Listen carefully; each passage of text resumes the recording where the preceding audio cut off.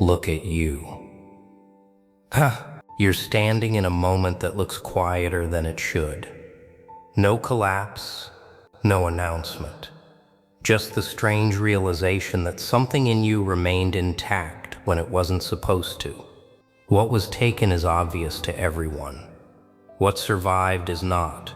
The people who witnessed your breaking still measure you by that version, still expect echoes of pain, reaction, explanation. But rebuilding doesn't ask for permission, and it doesn't arrive loudly. It restructures you in places no one else can see. Your response is slow. Your posture changes. Pressure lands differently now. What unsettles them isn't your strength on display. It's your absence from the patterns they memorized. God doesn't restore by polishing the surface. He changes the framework underneath.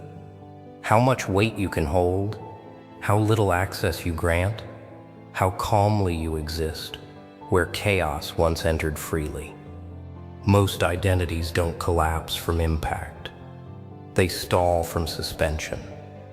When harm is left unacknowledged, the mind invents a holding pattern. It replays conversations that never finished, revises moments that no longer exist, and preserves emotional readiness for a repair that depends on someone else's awareness. This is where many people mistake patience for maturity.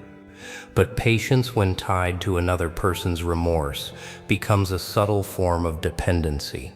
The self stays partially assembled, hesitant to finalize its shape until the past confirms it was wronged, misunderstood, or seen. Silence becomes louder than conflict ever was. And without noticing, validation turns into a missing authority, something external that decides when you are allowed to move forward whole. What actually happens beneath this behavior is quieter and more precise. The nervous system confuses closure with safety. It assumes that understanding must be mutual to be real. So when no apology comes, the body remains alert, scanning memory instead of the present. Power drains slowly here, not through loss, but through delay. Because every unresolved moment teaches the same lesson, that your internal state is contingent, that peace is negotiable, that the past still holds voting rights over who you become next. This is not weakness, it's conditioning, and conditioning persists until it's interrupted. Reconstruction begins the moment that interruption happens, not through confrontation, but through acceptance of finality. Silence, when accepted as complete, stops being an insult and becomes information. It tells you exactly how much capacity the other person had and where it ended. This is where rebuilding shifts inward, not as self-improvement, not as resilience theater, but as realignment. The identity stops asking permission to stabilize. It no longer waits to be confirmed as worthy of closure. The past is not re-entered to extract meaning. It is left intact, uncorrected, unredeemed. And in that restraint, something steadier forms. There is a particular discipline in no longer rehearsing what you would say if they finally understood. And what remains is not bitterness, or triumph, or relief. It's something more settled. An internal posture that no longer leans toward explanation. You don't rewrite what happened. You don't seek agreement with it. You simply stop carrying it forward, unfinished. Reconstruction at this level doesn't announce itself. It shows up as steadiness, as fewer internal arguments, as the absence of a question that used to echo. Nothing dramatic closes. Nothing is redeemed. But something essential finally completes itself without needing to be witnessed, answered, or named. Human beings often call retaliation justice because it feels symmetrical. Pain, answered with pain, creates the illusion of balance. Something was taken, so something must be taken back. The logic feels ancient, almost sacred, because it satisfies the nervous system. It calms the agitation of being wronged. But this is not justice. It is regulation through repetition. The same force that caused the damage is invited to continue operating, just in the opposite direction. Nothing changes, the pattern simply completes another loop. When people insist on visible retaliation, what they are really protecting is not fairness, but identity. The version of themselves that was harmed demands to be defended publicly, or it feels erased. Revenge becomes a way to say, I am still here. And yet, the louder the response, the more tethered the self remains to the original injury. Restraint is misunderstood because it does not offer that immediate relief. It does not satisfy the audience in the mind that wants witnesses, validation, confirmation that the harm mattered. Restraint asks for something more difficult, the willingness to let the moment pass without extracting proof. This is not suppression. Suppression buries emotion and lets it rot. Restraint holds emotion without letting it steer. It is an internal posture, not an external silence. When restraint appears, it often looks like nothing happened at all. But internally, something significant has shifted. The need to demonstrate power dissolves. Authority no longer depends on reaction. This is why restraint feels unsettling to those who rely on display. It cannot be measured from the outside, and it does not negotiate with ego. Memory is where this tension sharpens. Long after the situation ends, the body remembers. A phrase, a face, a familiar tone can reopen a scene that was never fully metabolized. In those moments, the urge to react is no longer about the present. It is about finishing a sentence that was interrupted years ago. This is why composure under memory-triggered pressure is rare. The mind believes it is late to respond, as if time can be corrected by intensity. But maturity introduces a different understanding. Nothing needs to be completed externally for resolution to occur internally. The moment you realize that expression is optional, not compulsory, power quietly matures. You are no longer owned by what happened. What people often call strength is really predictability.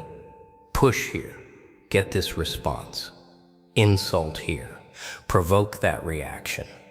True power interrupts that script, not by overpowering it, but by stepping outside of it. When reaction becomes optional, the environment loses leverage. This is not passivity. It is sovereignty. The self is no longer organized around defense. Silence in this state is not absence. It is containment. The energy that would have been spent proving something is conserved, redirected, refined. This is how rebuilding occurs. Not through spectacle, but through internal reordering. Revenge seeks closure by reenactment. Restraint creates closure by evolution. One repeats the past, the other renders it obsolete. When restraint takes root, it becomes clear that not every impulse deserves a voice, and not every injustice requires performance. Some moments are resolved by being outgrown. This does not erase what happened. It changes its jurisdiction. The memory remains, but it no longer governs behavior. That is the quiet authority people sense but cannot name. The presence of someone who could react, but does not need to. In the end, what rebuilds you is not the correction of others, but the reorganization of yourself. When expression becomes a choice rather than a reflex, something settles. The noise fades. The past loosens its grip. And what remains is not victory, not vindication, just a stillness that cannot be provoked and therefore cannot be taken. Emotional relief is seductive because it feels like progress. It gives the body a signal that danger has passed, even when nothing fundamental has shifted. The mind interprets this pause as resolution, but relief is temporary by design. It is the absence of pressure, not the presence of strength. This is why people can feel better yet remain fragile. They confuse lightness with stability. They mistake calm moments for rebuilt foundations. What is happening beneath the surface is not repair but delay. The system remains disorganized, waiting for the next stressor to reveal the truth it has been holding back. There is a quiet philosophical shift that occurs when this becomes clear. Strength stops being associated with how you feel and starts being understood as how well you hold shape under weight. Durability replaces intensity. The goal is no longer to feel powerful, inspired, or emotionally high. Those states are unstable. They rise and fall with circumstance. Real strength is less visible. It shows up as predictability, as internal order, as the ability to absorb disruption without reorganizing your identity around it. Nothing dramatic happens when this kind of strength forms. That is how you know it is real. Unbreakability is not a trait, it is an architecture. It is built from systems that do not rely on mood, motivation, or reassurance. Boundaries that do not need to be defended loudly. Routines that exist even when emotion is absent. Internal rules that quietly decide what is allowed access and what is not. These structures are often mistaken for coldness or detachment because they lack display. But they are not numb. They are deliberate. They reduce chaos by limiting exposure. They replace reaction with containment. This is why people who rebuild correctly appear calmer over time, not stronger in the conventional sense. There is less visible struggle, less narrative, less explanation. Not because nothing is happening, but because everything is already accounted for. Stability removes the need for expression. When systems are in place, emotion no longer needs to perform labor. It was never designed to handle. Feelings are allowed to pass through without becoming commands. They inform, but they do not lead. What most never notice is that intensity often signals weakness disguised as force. Loud emotions, dramatic declarations, constant processing, these are signs of a structure still compensating for gaps. The system leaks, so emotion floods. Stability does the opposite. It contains, it redirects, it absorbs. This is why true rebuilding feels almost uneventful.